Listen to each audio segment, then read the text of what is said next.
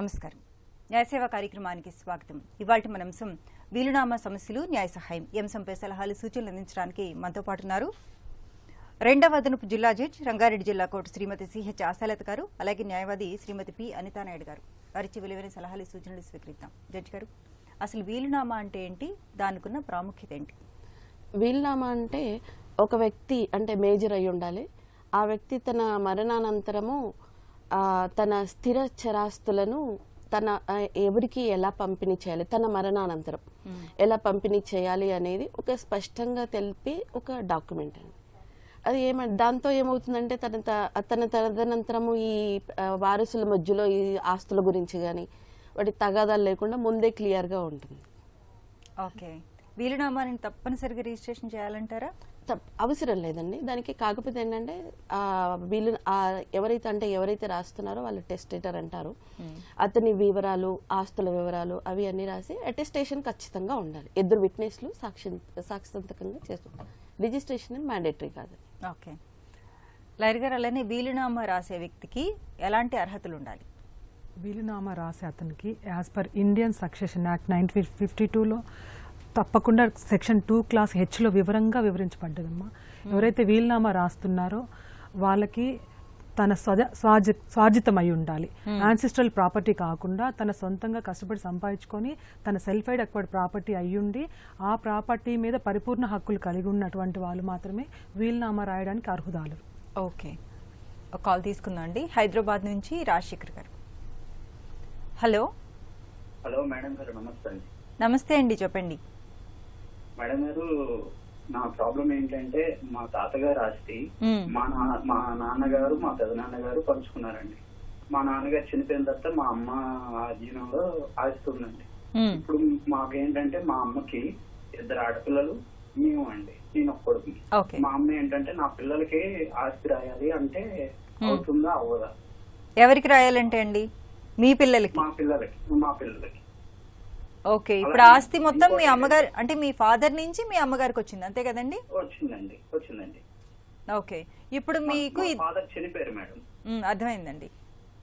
అంటే మీ తాతగారు ఆస్తిని మీ నాన్నగారును వారి బ్రదర్ పంచుకున్నారు కదండి. పంచుకున్నారు మేడం. పంచుకుంటే అది మీ నాన్నగారి స్వార్జితం అవుతుందండి. ఇంకప్పుడు అది మీ అమ్మగారికి మీకు చనిపోయారు మేడం. ఇప్పటికీ మా నాన్నగారు చనిపోయి ఒక 20 years అవుతుంది. దాని తర్వాత ఏమైందంటే మా అమ్మగారి పేరు మీద ఉంది. ఇప్పుడు మా అక్క వాళ్ళు అబ్జెక్షన్ ఏం చేయట్లేదు, కానీ మా అమ్మ ఏమంటుందంటే వారు సొంతంగా ఉండాలని మా అబ్బాయి పేరు మీద రాయాలి అనుకుంటుంది మేడం. వీలునామా అవుతుందా, చెల్లుతుందా మేడం వీలునామా? అంటే మీ నాన్నగారిది కదండి, మీ అమ్మగారికి మీ పిల్లలందరికీ వస్తోందండి. అది వీలునామా చెల్లదు. అంటే వీళ్ళ చెల్లెళ్ళకి కూడా అందులో వాటా వెళ్తుందండి. అంటే వాళ్ళు మాకు ఇది అక్కర్లేదు, మా ఇష్టపూర్వకంగా బ్రదర్ కి రాసినట్లయితే అదే అంటే పర్వాలేదండి, అప్పుడు అక్కు బదులు వదులుకుంటానని మా చిన్న చెల్లి అన్నదండి. అయితే రెలింక్విష్మెంట్ డీడ్ ఒకటి. ఎవరు చనిపోయారు? మా పెద్దక్క చనిపోయింది. ఓకే, వాళ్ళ పిల్లలు ఉన్నారు? వాళ్ళ పిల్లలు ఉన్నారు మేడం. వాళ్ళకి ఏమైనా హక్కు ఉంటుందా? అంటే మీ ఫాదర్ ఎప్పుడు 20 సంవత్సరాల క్రితం అన్నారు కదండి? 20 సంవత్సరాలు చనిపోయారు మేడం. అంటే వాళ్ళు పంచుకున్న ఒక 12 years అయిందండి, చనిపోయి 12 years అయింది. వాళ్ళు పంచుకున్నది ఎప్పుడండి? వాళ్ళు పంచుకున్నది 1997లో పంచుకున్నారు మేడం. ఓకే, మీ అంటే అక్కకి మ్యారేజ్ ఎప్పుడైంది? అంతకు ముందే అయిపోయింది మేడం, పంచుకోక ముందే అయిపోయింది. ఓకే, అయితే మీ అక్క చనిపోయారు కాబట్టి మీకును ఈ ఎవరైనా సిస్టర్స్ బతికుంటే వాళ్ళకి వస్తుందండి. పిల్లలు ఇప్పుడు మాకేమైనా వాటా వస్తుందా అని అడుగుతున్నారు మేడం. దాని గురించి మీకు క్లారిఫై అలా వీలునామా ఏమైనా చెందుతుందా అనేది ఒకసారి అడుగుదామని. Thank you madam. అంటే ఇప్పుడు వాళ్ళ పెద్దక్క గారు చనిపోయారు, కానీ ఆవిడ భాగ పంపకాలకు ముందే మ్యారేజ్ అయిపోయింది కాబట్టి ఆవిడకి ఆస్తులు ఎలాంటి హక్కు లేదంటారా? అంటే ముందే చనిపోయారు, 85 ముందెప్పుడు ముందే అయ్యింది, 97 కన్నా బిఫోర్ మ్యారేజ్. ఇప్పటికీ వాళ్ళ పిల్లలకి కూడా మ్యారేజ్ అయిపోయాయి మేడం. ఓకే, 97లో వచ్చింది కాబట్టి ఈ లోపు వీళ్ళకి కూడా వచ్చేస్తుందండి. వాళ్ళ అక్కల వాళ్ళకి మోస్ట్లీ. వాళ్ళ పిల్లలకు కూడా ఉంటుందంటారా? ఆ డేట్స్ అవి ఒకసారి వాళ్ళు ఎవరైనా అడ్వకేట్ డేట్స్ అవి చూసుకుంటే ఎందుకైనా మంచిది ఒకసారి వాళ్ళందరి చేత కూడా సంతకాలు తీసుకొని రాయించుకోవడం బెటర్ అంతే కదండి. ఓకే, మరో కాల్ తీసుకుందాం. లక్ష్మణ్ నాయక్ గారు వరంగల్ నుంచి. హలో హలో, చెప్పండి లక్ష్మణ్ గారు. మేడం, మా కోడలు ఏం చేసిందంటే మాకు దొంగ కాగితం రాసుకొని మా భూమి మీద కేసు పెట్టింది. ఓకే, అంటే మీ కొడుకు భార్యనే. అంటే దొంగ కాగితం అంటే ఏమని రాశారు? మీ ఆస్తుల మీద ఏమన్నా రాసుకున్నారా? దొంగ కాగితం రాసి మాకు రాసిచ్చిందని మా సంతకాలు ఫోన్ చేసి పెట్టింది. అయితే అది రాసుకున్నారు మేడం. అయితే జిల్లా రిజిస్టర్ ఆఫీస్ కు సమాచార హక్కు మీద అడిగితే వాళ్ళు సాంబేండర్ 2013లో చచ్చిపోయాడు, 2014 రాసిచ్చిన కాగితంకు మాకు ఎలాంటి సంబంధం లేదని వాళ్ళు ఇచ్చింది. ఓకే, దాని మీద మేము ఫోర్జరీ కేసు పెట్టాం. మీ అబ్బాయికి తెలుసా అండి ఈ విషయం? తెలుసండి. ఓకే, మీకు ఎంతమంది పిల్లలండి? ఇద్దరమ్మా. ఓకే, ఇద్దరు, ఒక అమ్మాయి ఒక అబ్బాయా? ఇద్దరు అబ్బాయిలు ఇద్దరు అమ్మాయిలు. ఓకే, ఇద్దరు అబ్బాయిలు ఇద్దరు అమ్మాయిలు. ఇప్పుడు ప్రాబ్లం ఏంటి? ఓకే, అందరికి పెళ్లిళ్ళు అయిపోయాయి కదండి? అందరికి పెళ్లిళ్ళు అయిపోయినాయి. ఈ ఆస్తి మీకు ఎక్కడి నుంచి వచ్చింది? మేమే ఖరీదు చేసిన 2012లో ఖరీదు చేసుకున్నాం. స్వార్జితమైన ఆస్తి? అవునండి. ఓకే, లాయర్ గారు, ఇది నాయక్ గారి స్వార్జితమైన ఆస్తి అని చెప్తున్నారు. ఎప్పుడైతే సెల్ఫ్ ఎక్వైర్డ్ తన సొంత ఆస్తి కష్టపడి సంపాదించుకున్నారు కాబట్టి పూర్తి హక్కుదారుడు ఇతనేనండి, మీరేనండి పూర్తి హక్కుదారుడు. అదిగాక మీ కోడలు గారు ఫోర్జరీ చేసి సంతకం తీసుకొని మరి డాక్యుమెంట్లు ఎన్ని చేసినా కూడా క్రిమినల్ కేసు వేయొచ్చు వాళ్ళ మీద. అలాంటి పత్రాలు, ఎట్లాంటి డాక్యుమెంట్స్, ఎలాంటి ట్రాన్సాక్షన్ జరిగినప్పటికి కూడా ఆ ట్రాన్సాక్షన్స్ కూడా వ్యాలిడ్ కాదండి. వాటిని క్యాన్సిల్ చేసుకునే అవకాశం ఉంటుంది మీకు. మీ ఒక దగ్గరలో ఉన్న న్యాయస్థానాన్ని అప్రోచ్ అయ్యి ఒక మంచి లాయర్ గారికి వెళ్ళి మీ పేపర్స్ అని చూపించుకొని ఎలాంటి ట్రాన్సాక్షన్ జరిగినా కూడా అది ఇన్వాలిడేనండి, వ్యాలిడ్ కాదు. మీ ప్రాపర్టీ మీకే ఉంటుంది స్వార్జితం కాబట్టి మీరు ధైర్యంగా ఉండొచ్చు ఆ విషయంలో. మరో కాల్ తీసుకుందాం అండి. చిట్యాల నుంచి లక్ష్మి గారు. హలో హలో, లక్ష్మి గారు చెప్పండి. చెప్తున్నాను, అది నాన్నవారి 4 పొత్తులు ఒక ఇల్లు ఉంది మేడం. ఓకే, అన్నదమ్ములు నాన్న తరపున. అయితే అది నాన్న కమ్మేసింది. అన్నదమ్ములు మొత్తం కలిసి నాన్న తీసుకున్నారు. ఉంది. అయితే అమ్మ నాన్నకు మా అన్న అన్నం పెట్టట్లేదు, ఏ చూడట్లేదు. పెళ్లి కూడా చేయలేదు, అసలుకి చెల్లెని కూడా పట్టించుకోలేదు. అయితే నాన్న మెట్ల కట్నం ఇవ్వలేదని, అది ఏది ఇవ్వలేదని, నేను సగం ఇల్లులో సగం రాసిస్తా అని చెప్పి నాన్న వీలునామా రాసింది. ఓకే, ఎవరికి రాశారండి? చెల్లకు. ఓకే, అది చెల్లుతుందా చెల్లదా వీలునామా? వాళ్ళ నాన్నగారి ఆస్తి ఆయనే కొన్నారు కదండి, ఆయన కొంటే ఆయన రాసుకోవచ్చు. ఆయన స్వార్జితం కాబట్టి ఆయన రాయొచ్చు, పర్వాలేదు. కాకపోతే ఏంటంటే ఆయన తదనంతరము అది వీలునామా అమల్లోకి వస్తుంది. చెప్పండి అమ్మా. చెల్తుందండి. అంటే సాక్ష్య సంతకాలు చెప్పాను కదమ్మా, ఆస్తి వివరాలు ఎవరికి ఇస్తున్నారో వాళ్ళ వివరాలు, సాక్ష్య సంతకాలు 2 ఖచ్చితంగా రాసి ఉండాలి. సాక్ష్య సంతకాలు పెట్టుకుంటారు. అంటే నేను మా ముగ్గురు ఉన్నాం అనమాట. ఇద్దరు అక్క నేను సాయం పెట్టినాము, చెల్ల పేరు మీద వేయాలని మేము అంటున్నాం అనమాట. సాక్ష్య సంతకాలు మేమే పెట్టినాం. మీరును ఇంకెవరు పెట్టారమ్మా? అక్క ఉంది, ఒక అక్క ఉంది, అక్క పెట్టింది. మీ ఇద్దరు కలిసి అంటే మీ చెల్లికి రాసిస్తానని పెట్టారు, అంటే మీ ఫాదర్ రాసిచ్చిన దానికి. మా ఫాదర్ రాసిచ్చినప్పుడు మేము కూడా సాయం పెట్టినాం. చెల్లుతుందమ్మా, చెల్లుతుంది. తెలుస్తుందా? మరో కాల్ తీసుకుందాం అండి. నిజామాబాద్ నుంచి శివ గారు. హలో, చెప్పండి. మా నాన్నగారు 40 సంవత్సరాల కింద ఒక ప్లాట్ కొన్నారండి. ఓకే, తను 19 సంవత్సరాలు వెళ్ళిపోయి తర్వాత 5 సంవత్సరాల కింద మా మామగారు చనిపోయారు. మేము 5 పిల్లలు. మేము 3 అన్నదమ్ములము, 2 అక్క చెల్లెలు. ఓకే, అయితే 5 కలిసి మేము 5 కలిసి మాట్లాడుకొని మిగతా 4 నాకు అది గిఫ్ట్ కింద రాసి ఇచ్చేసారండి. ఓకే, అయితే ఇప్పుడు వాళ్ళందరికి గిఫ్ట్ గా రాశారు కాబట్టి వాళ్ళ పిల్లలకి దీనిలో ఏమన్నా హక్కు ఉంటుందా? ఓకే, లీగల్ హెయిర్ సర్టిఫికేట్ తీసుకున్నారండి? లీగల్ హెయిర్ సర్టిఫికేట్ తీసుకున్నాం సార్. తీసుకున్నాం మేడం. ఓకే, మీ అమ్మగారు కూడా చనిపోయారు కదా?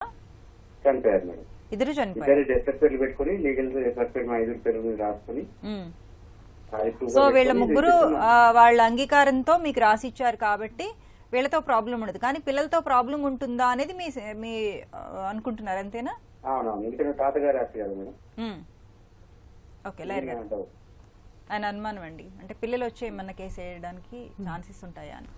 మీ అన్నదమ్ముల మధ్యలో 5గురు అన్నారండి మీరు, మీ నాన్నగారు అమ్మగారు చనిపోయారు, మీ ఫ్యామిలీ సెటిల్మెంట్ డీడ్ లాగా అనుకుంటాం మేడం. ఇది గిఫ్ట్ డీడ్ వాళ్ళ ద్వారా మీరు రాసుకున్నారు కాబట్టి మీకు పూర్తి హక్కుదారుగానే ఉంటారండి. మీ ఫ్యామిలీ అందరి మధ్యలో ఒక ఫ్యామిలీ అండర్స్టాండింగ్ డీడ్ అంటాము, అలా రాసుకున్న ఒకటే, ఇంకా గిఫ్ట్ డీడ్ కూడా చేసుకున్నారు వీళ్ళ పేరు మీద, కాబట్టి వీళ్ళకి పూర్తి హక్కుదారుడే అవుతున్నారు మేడం. ఓకే, జడ్జి గారు, వాళ్ళ పిల్లలు ఏజ్ అయ్యాక వీళ్ళ మీద ఏమన్నా కేసు ఏం లేదండి, పర్వాలేదు. వీళ్ళు ఆల్రెడీ అంటే 1 జనరేషన్ ఆల్రెడీ సెటిల్ చేసుకుని గిఫ్ట్ డీడ్ ఎగ్జిక్యూట్ చేశారు కదా.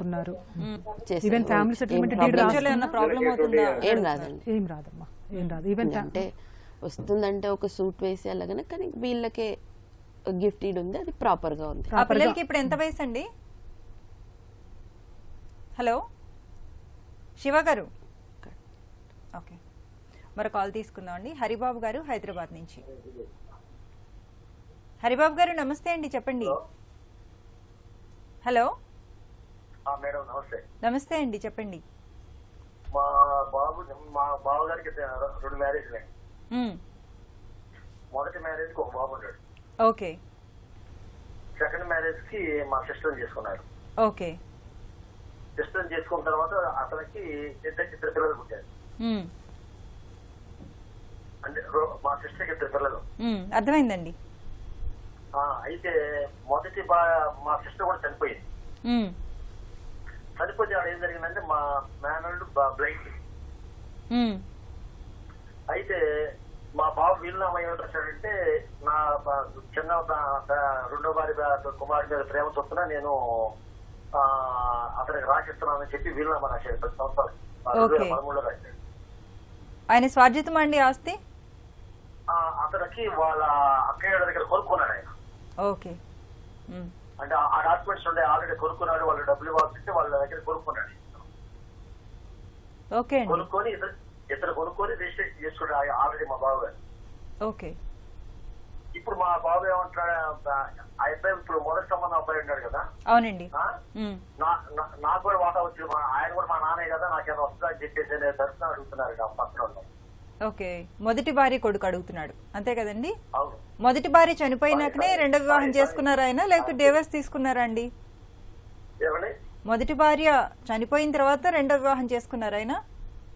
మొదటి భార్య చనిపోయిన తర్వాత రెండో భార్య చేసుకున్నారండి. ఓకే, ఇప్పుడు మొదటి భార్య కొడుకు నాకు కూడా వాటా వస్తుంది అని అడుగుతున్నారు, అంతేనా? అవునండి. వయసు ఎంత అండి అబ్బాయికి? అబ్బాయికి మేజర్ అయింది, మ్యారేజ్ కూడా అయిపోయిందండి. ఓకే. తన స్వార్జితం కాబట్టి ఆయన వీలునామాలో ఆయన ఇష్టానుసారంగా ఏదైనా రాయొచ్చండి. ఇప్పుడు వీళ్ళ సిస్టర్ వాళ్ళ బాబుకి కాబట్టి పర్వాలేదు, రాయొచ్చు. ఈయనకే ఉంటుంది, ఆయన అడగడానికి వీలు లేదు అక్కడ. ఓకే, అంటే వీలునామా కరెక్ట్ గా ఉంటాయి. వీలునామా కరెక్ట్ గా ఉంటే చెల్లుతుంది అంటున్నారండి. వీలునామా అంటే ఆల్రెడీ మా బాబు రాశారండి నా పేరు. మీ పేరు మీద రాశారు? మీ పేరు మీద రాశారా, లేకపోతే వాళ్ళ కొడుకు బ్లైండ్ ఉన్నారని చెప్పారు కదా, అతని పేరు మీద రాశారా?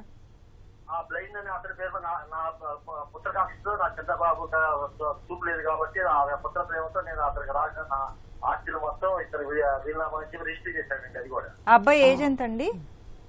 ఏజ్ ఇప్పుడు వచ్చేటప్పుడు 37 ఉండేయండి బాబు. ఓకే, అంటే మిమ్మల్ని గార్డియన్ గా పెట్టారా? నన్ను గార్డియన్ గా పెట్టండి, నేను మేనమావనండి. ఆ మొదటి భార్య కొడుకు అడగడానికి లేదండి, ఆయన సొంత ఏమంటే స్వార్జితమైన ఆస్తి కదా కాబట్టి కొడుక్కి, అది మళ్ళీ రిజిస్టర్డ్ వీల్ కదా, పర్వాలేదండి.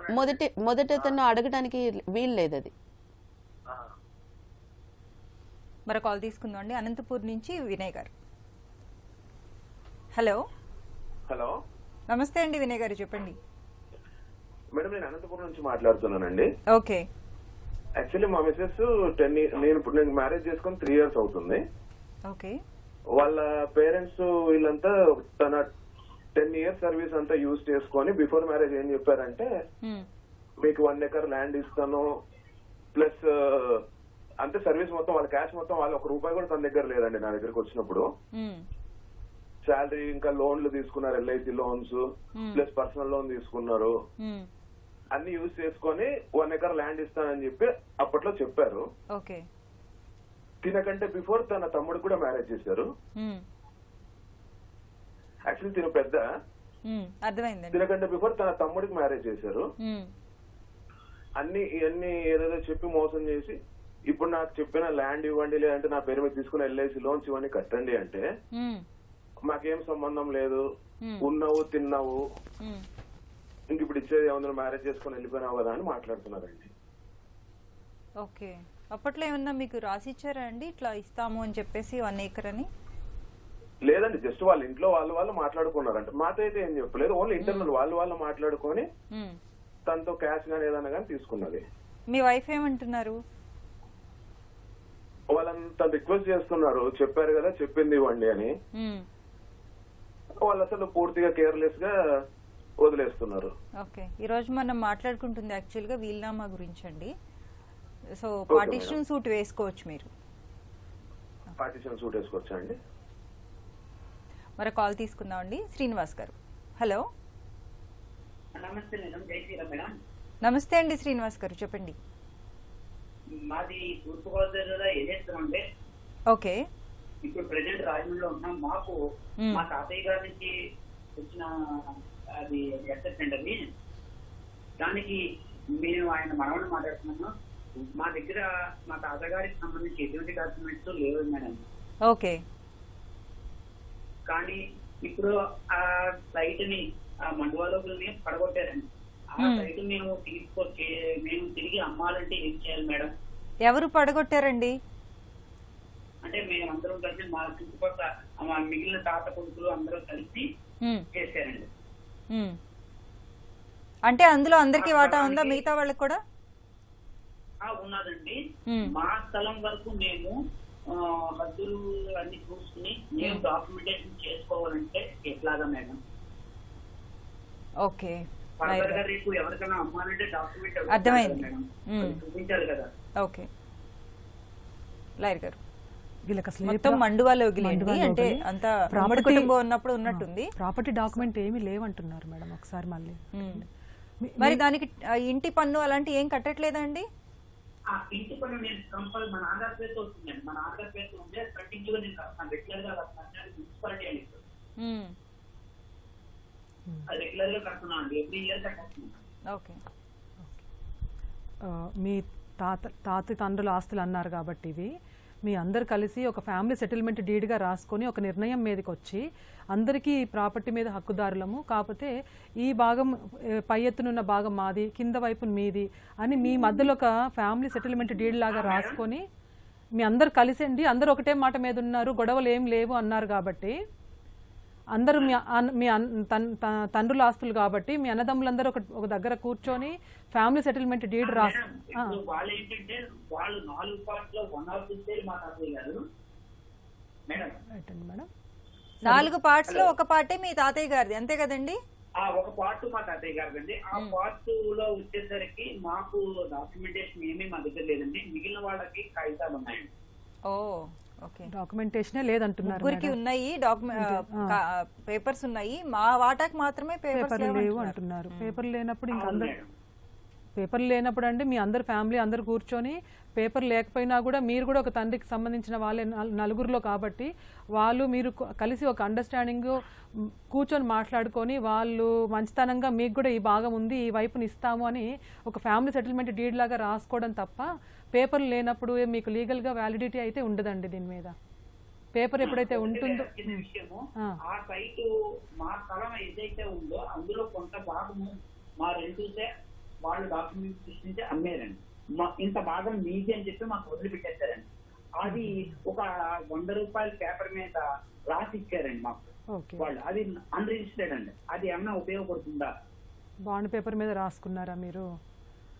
అది అన్రిజిస్టర్డ్ అంటున్నారు మేడం. సరే ఈ పేపర్లన్నీ సరే సార్, ఇప్పుడు పేపర్లన్నీ మన ముందు లేవు కాబట్టి మీ దగ్గరలో ఉన్న ఒక లాయర్ గారి దగ్గరికి వెళ్ళి ఈ పేపర్లు మీ దగ్గర అయితే ఏవేవి ఉన్నాయో అన్ని వాళ్ళ ముందు ఉంచి వివరంగా చూసి చెప్పాల్సిన విషయం అన్నమాట. మీరు దగ్గరలో ఉన్న ఒక మంచి లాయర్ గారిని సంప్రదించి దీని మీద నిర్ణయం తీసుకోండి సార్. అది మంచి ఆలోచన. టైం వేస్ట్ చేస్తున్నాను అనుకోకండి. 1927లో మా ముత్తాత గారు వీళ్ళమ్మ రాశారంటే రిజిస్టర్డ్, అది దాని యొక్క నకలు మీరు తీసుకోవాలంటే రిజిస్టర్ ఆఫీస్ లో వాళ్ళు మీరు మీ ముత్తాతయ్య గారు డెత్ సర్టిఫికేట్ తెచ్చుకోండి అన్నారండి. ఓకే, అది మాకు వీలు పడదు కదండి, తెచ్చుకోవడానికి అవకాశం ఉందా? అప్పటికి డెత్ సర్టిఫికేట్స్ లేవు కదండి, బిఫోర్ ఇండిపెండెన్స్ గురించి చెప్తున్నారు మీరు. అప్పుడు డెత్ సర్టిఫికేట్స్ తెచ్చుకునే అవకాశం లేదు, అది పాసిబిలిటీ కూడా కాదు. అవునండి.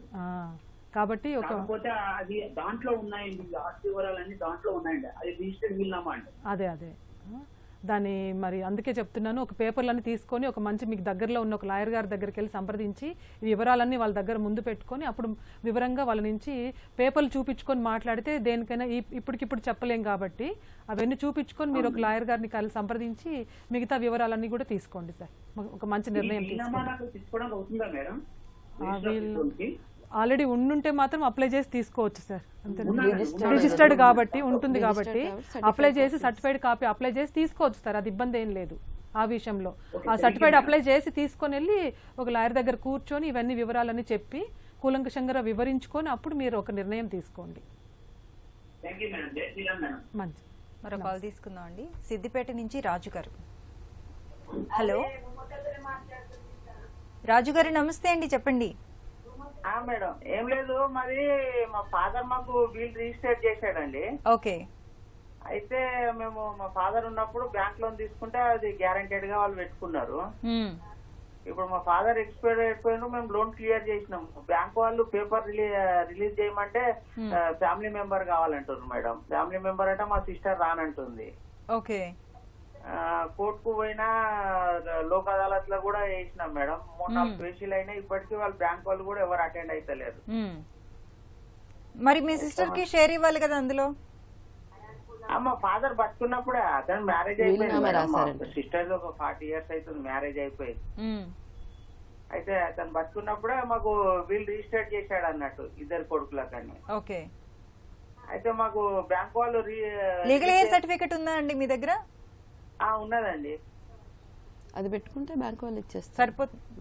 అది ఇస్తలేరు మేడం, వాళ్ళు ఫ్యామిలీ మెంబర్ రావాలంటే బ్యాంక్ వాళ్ళు ఇవ్వట్లేదంట. బ్యాంక్ వాళ్ళు ఇవ్వట్లేదు అంటున్నారు, అంటే అందరి సంతకాలు కావాలి అని అడుగుతున్నారు. లీగల్ హెయిర్ సర్టిఫికేట్ ఉంది కదండి, అది సరిపోతుంది, బ్యాంక్ వాళ్ళు తీసుకుంటారు. మరి అక్కడ ఏదో డిఫరెన్స్ ఉండొచ్చు. ఆ వీలునామాలో మీ చెల్లెలి పేరు కూడా ఏమన్నా రాశారా?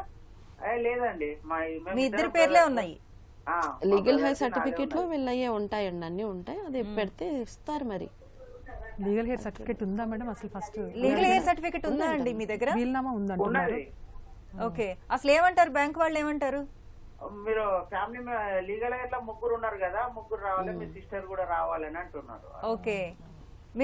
మీ సిస్టర్ అడుగుతుంటే ఏమంటున్నారు? అతను రానంటుంది. రానంటే ఆవిడతో అంటే మేబీ ఆవిడకి ఏమైనా ఇన్కన్వీనియన్స్ ఉండుంటది, ఏదైనా అఫిడవిట్ లాగా రాయించుకొని తీసుకుపోయినా పర్వాలేదు. లేదులేండి, వీళ్ళనామా ఆల్రెడీ రిజిస్టర్డ్ విల్ కదా, సో ఇప్పుడు ఆవిడ నో అఫిడవిట్ ఏదైనా నో అబ్జెక్షన్స్ ఏదైనా తీసుకుని మామూలుగా వీలునామా ఇద్దరు పేరు మీద రాశారు. ఇప్పుడు వీలునామా ఇద్దరు పేరు మీద రాసిన వాళ్ళ సంతకాలు అవసరం పడతాయి కానీ లేడీస్ అంటే బ్యాంక్ వాళ్ళకి ఏంటంటే అది లీగల్ హెయిర్ సర్టిఫికేట్ లో 3 ఉన్నారు, సో వాళ్ళు బ్లైండ్ గా 3 కావాలి అని. వీళ్ళకి ఏంటంటే ఆ వీలునామాలో కంటెంట్స్ వాళ్ళకి సంబంధం లేదు కదమ్మా. ఫర్దర్ గా కాంప్లికేషన్స్ ఏమైనా వస్తాయేమో, మళ్ళీ బ్యాంక్ మీద ఎక్కడ ఇబ్బంది పెడతారో బ్యాంక్ వాళ్ళని 3 రండి 3 సంతకం పెట్టండి అని అడుగుతుంటారు మేడం. ఓకే. అది మీ సిస్టర్ ఒకసారి అడగండి. మీ సిస్టర్ తో లేదంటే ఏదైనా ఒక అఫిడవిట్ నో అబ్జెక్షన్ తో తీసుకుని బ్యాంక్ వాళ్ళకి ఇచ్చి చూడండి. ఏమంటారు? రానంటుంది. అది ఎందుకు? రీజన్ ఏమన్నా చెప్పారా? వాళ్ళు చెప్తలేరు. ఇక మా బ్రదర్ పోతే అన్న రావాలంటున్నారు, నేను పోతే తమ్ముడు రావాలంటున్నారు. వాళ్ళు పెండింగ్ పెడుతున్నారు. మీరిద్దరూ కలిసి వెళ్ళొచ్చు కదండి. ఇద్దరం కలిసి వెళ్ళినా ఏదో ఒకటి అవాయిడ్ చేసేస్తున్నారండి. ఓకే. కూడా వేసినాం మేడం, బ్యాంక్ వాళ్ళు కూడా. మీ చెల్లి కూడా అందులో ఏమన్నా ఎక్స్పెక్ట్ చేస్తున్నారేమోనండి, ఎంతో కొంత ఇస్తామంటే వచ్చి సంతకం పెడతారేమో. అది లేకుండా ఆల్టర్నేట్ కాదా మేడం? కాదండి, ఆవిడకి నిజంగా అంటే డబ్బుల గురించి కాదు అంటే ఏదైనా ఆవిడతో ఒకటి అడ్వకేట్ ఒక అఫిడవిట్ ఆవిడకి ఏం అబ్జెక్షన్ లేదు అని ప్రిపేర్ చేయించుకోండి. అప్పుడు ఆ అఫిడవిట్ బ్యాంక్ వాళ్ళకి ఇస్తే ఏమైనా కన్సిడర్ చేస్తారేమో మరి. అంటే కంపల్సరీ ఆవిడ కూడా బ్యాంక్ దగ్గరికి వెళ్ళాలంటారా, లెటర్ ఒక్కటి అంటే సరిపోతుంది ఇప్పుడు లీగల్ హెయిర్ సర్టిఫికేట్ లో ముగ్గురు ఉన్నారు అంటున్నారు కదా. బ్యాంక్ కాడికి వచ్చి నోటరీ సంతకం అవన్నీ పెట్టాలంటారు. ఓకే, ఒక relinquish affidavit, no objection affidavit, ఏదో something. సంథింగ్ ఏదో ఒకటి తీసుకొని అన్నా వెళ్ళొచ్చు మేడం, దానికి కూడా వ్యాలిడిటీ ఉంటుంది. ఓకే. నాకు తెలిసి ఆవిడ ఏదో వాటా ఎక్స్పెక్ట్ చేస్తున్నారు, వీళ్ళు ఇవ్వనని ఉంటారు. అంటే అలాని కాదండి, ఇక వచ్చిన వీలునామాతో వీళ్ళకే ఉంది కదా. అదే అండి, అందుకనే. మరో కాల్ తీసుకుందండి, విజయవాడ నుంచి దుర్గాదేవి గారు. హలో దుర్గాదేవి గారు. Hello madam. నమస్తే అమ్మ, చెప్పండి. నమస్తే అండి. మరి మా తమ్ముడు మా నాన్నది స్వార్జితం ఎకరం పొలం ఉందండి. ఓకే. అయితే వాడు ఏం చేశాడంటే గుడ్డిగా నమ్మేసి మా చేత సంతకాలు పెట్టించేశాడు. నేను అమ్మ పేరు మీదకి మారుస్తున్నాను, నాన్న చనిపోయాడు కదా, అమ్మ పేరు మీదకి మారుస్తున్నాను సైన్ చేయండి అని చెప్పి మా చేత సంతకాలు పెట్టించుకొని ఓకే వాళ్ళ ఆవిడ పేరు మీదకి రిజిస్ట్రేషన్ చేయించేశాడండి. ఓకే. మీ అమ్మగారు? మా అమ్మగారు ఏమో ఏడుస్తున్నారండి, బాధపడుతున్నారు చాలా, ఇంత నమ్మక ద్రోహం చేశారని. ఆవిడ కూడా సంతకం పెట్టారా అండి? ఆవిడ కూడా పెట్టారు, నా పేరు మీదకి మారుతుందని ఆవిడ కూడా పెట్టారు. ఆమె అయితే ఇప్పుడు సీనియర్ సిటిజన్ ఆమె. ఓకే. మేమేమో కలెక్టర్ ఆఫీస్ కి వెళ్ళి లెటర్ ఇప్పిస్తాం చేత. ఇప్పుడు మీ అమ్మగారు ఎక్కడున్నారండి, ఎవరి దగ్గర ఉన్నారు? అండి మా అమ్మగారిది గుంటూరు. ఎక్కడున్నారు అంటే ఎవరి దగ్గర ఉన్నారమ్మా? ఆమె స్వయంగా ఇల్లు ఉంది ఆమెకి, ఎవరి ఇల్లు వాళ్ళకి పనిచేశారు, ఆమెకు ఒక ఇల్లు ఉంది, ఆ ఇంట్లోనే ఉంటది. ఓకే.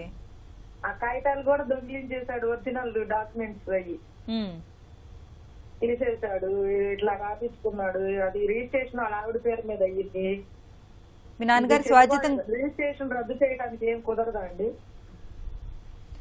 మీ నాన్నగారి స్వార్జితమా అమ్మాది? మా నాన్నగారి స్వార్జితం అండి, అది కష్టపడి సంపాదించుకున్నాడు. ఓకే జడ్జి గారు. నాన్నగారిది స్వార్జితం కాబట్టి వీళ్ళు కోర్టులో పార్టీషన్ వేసి అది క్యాన్సలేషన్ కి మార్చుకుంటే సరిపోతుంది. అంటే ఇలా ఫ్రాడ్ గా చేశారు అని చెప్పేసి ఆ డాక్యుమెంట్స్ ఏవో అడ్వకేట్ ఎవరినైనా తీసుకుని వెళ్ళి ప్రాపర్ గా డ్రాఫ్ట్ చేయించుకుని వేయించుకోండి. క్యాన్సిలేషన్ ఆఫ్ సేల్ డీడ్ వేసుకోవచ్చు. వాళ్ళ నాన్నగారు చనిపోయినాక వీళ్ళు చేసుకున్నారు కాబట్టి యాక్చువల్ గా అయితే ముగ్గురికి వస్తుందంటారా వాటాలు? మదర్ కి నలుగురు అండి పిల్లలు. ఓకే, నలుగురు. మగ పిల్లలు, నేను ఒక ఆడపిల్లని. ఓకే. మోసపూరితంగా చేసుకున్నారు కాబట్టి ఫ్రాడులెంట్ డాక్యుమెంట్ కాబట్టి మేడం దీన్ని సేల్ డీడ్ క్యాన్సిల్ చేసుకోమని, okay, cancellation of sale deed వేసుకోవచ్చమ్మా మీరు కోర్టులో. ఏంటండి? మీ అమ్మగారి ద్వారా మీరు కోర్టులో దావా వేసుకోవచ్చమ్మా, ఈ రిజిస్ట్రేషన్ ఈ సేల్ డీడ్ చెల్లదు, దీన్ని క్యాన్సిల్ చేయండి, మోసపూరితంగా చేయించుకున్న డాక్యుమెంట్ కాబట్టి ఈ డాక్యుమెంట్ ని క్యాన్సిల్ చేసుకోవచ్చమ్మా. మోర్ ఓవర్ ఆమె సీనియర్ సిటిజన్ అమ్మా, వాళ్ళకి అంత అవగాహన నాలెడ్జ్ ఉండదు కాబట్టి మోసపూరితంగా నాతో సంతకాలు తీసుకొని రిజిస్ట్రేషన్ చేసుకున్నారు, ఈ రిజిస్ట్రేషన్ అనేది చెల్లదు, క్యాన్సిల్ చేయండి ఈ డాక్యుమెంట్ అని మీరు కోర్టును అప్రోచ్ అయ్యి కోర్టు ద్వారా ఆ డాక్యుమెంట్ ని క్యాన్సిల్ చేసుకునే అవకాశం ఉందమ్మా. ఓకే జడ్జి గారు, వీలునామా రాసేటప్పుడు ఎలాంటి జాగ్రత్తలు తీసుకోవాలి? ఇందాక చెప్పాను కదమ్మా, వీలునామా రాసేటప్పుడు ఆ పర్టికులర్ గా వివరాలన్నీ ఎవరైతే ఎగ్జిక్యూట్ చేస్తున్నారో వారివి, ఆస్తుల వివరాలు, స్థిరచరాస్తులు, అప్పులు ఏమైనా ఉన్న అప్పుల వివరాలు, స్థిరచరాస్తులు అన్ని ఎవరికి మన ఇది అంటే బెనిఫిషియరీ లబ్ధిదారులు ఎవరైతే ఉన్నారో వాళ్ళ వివరాలు కూడా ఖచ్చితంగా క్లుప్తంగా స్పష్టంగా తెలిసేటట్టు ఉండాలి. తర్వాత ఏమంటే ఈ సాక్షి సంతకాలు ఉండాలి, టెస్టేటర్ ఆయన కూడా సంతకము లాస్ట్ లో అంతా అది ఉండాలి. సాక్షి సంతకాలు ఇంట్లో వాళ్ళు అయినా పర్లేదా, బయట వాళ్ళు ఉండాలి? ఎవరైనా పర్వాలేదు, అంటే అడల్ట్ మేజర్ అయి ఉండాలి. సో ఎంత ఏజ్ ఉండాలంటారు వాళ్ళకి? 18+ ఉండాలి. ఎవరైనా పర్వాలేదు, కాకపోతే వీలునామాలో వాళ్ళకి ఇంట్రెస్ట్ ఉండదు, ఎవరికైతే బెనిఫిషియరీ ఉన్నారో వాళ్ళు సాక్షి సంతకం చేయకూడదు, అంటే వాళ్ళకు వచ్చే వరకు మాత్రం అది వాయిడ్ అవుతుంది. మిగతా వీలునామా చల్లకుండా పోదు, కానీ ఏంటంటే వాళ్ళకు వచ్చే షేర్ అది అక్కడి వరకు వేరు. అందుకని ఇంట్రెస్ట్ ఉన్న వాళ్ళు కాకుండా వేరే అదర్వైజ్ వాళ్ళు థర్డ్ పార్టీస్ ఎవరైనా పెడితే రిలేటివ్స్, మోస్ట్లీ వీలునామాకి రిలేటివ్స్ వీళ్ళే, బాగా క్లోజ్ ఫ్రెండ్స్ రిలేటివ్స్ వీళ్ళే పెడతారు. ఇంతకుముందు ఒక కాలర్ మనకి మా చెల్లెళ్ళు ఇద్దరు సంతకాలు పెట్టారు, అది చెల్లుతుందంటారా?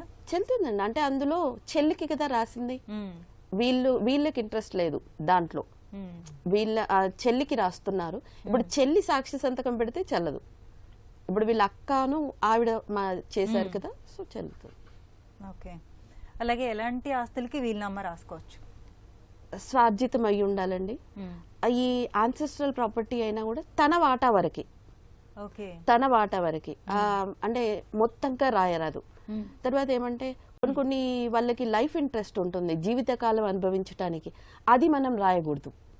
సో అది అంత వీరి వరకే కదా, ఆ ఆస్తిని అయితే రాయకూడదు. మళ్ళీ ఏమంటే ఇప్పుడు అసైన్ ల్యాండ్స్ ఉంటాయి. అసైన్ ల్యాండ్స్ అంటే హెరిడిటరీ వాళ్ళకి, ఇప్పుడు మనము విల్లునామా అంటే ఎవరికైనా రాయొచ్చు మన ఇంట్రెస్ట్ బట్టి. కానీ అసైన్ ల్యాండ్స్ ఉన్నప్పుడు మాత్రం అది స్పెసిఫిక్ గా ఏంటంటే వాళ్ళ ఫ్యామిలీ మెంబర్స్ లోనే రాయాలి, థర్డ్ పార్టీస్ కి అలా. ఎందుకంటే అసైన్ ల్యాండ్ ఎలినేషన్ అది ఇంకొకరికి థర్డ్ పార్టీకి అమ్మటం చెల్లదు కదా. సో అదిగా హెరిడిటరీ వరకు మాత్రం ఆ లీనియన్స్ లో రాయొచ్చు. ఓకే అండి, థ్యాంక్ యూ సో మచ్. ఇప్పటి వరకు మనం వీలునామా సమస్యలు, న్యాయ సహాయం అంశంపై సలహాలు సూచనలు స్వీకరించాం. వచ్చే శనివారం 9:30 న్యాయ సేవ కార్యక్రమంలో మళ్ళీ కలుసుకుందాం. అంతవరకు సెలవు, నమస్కారం.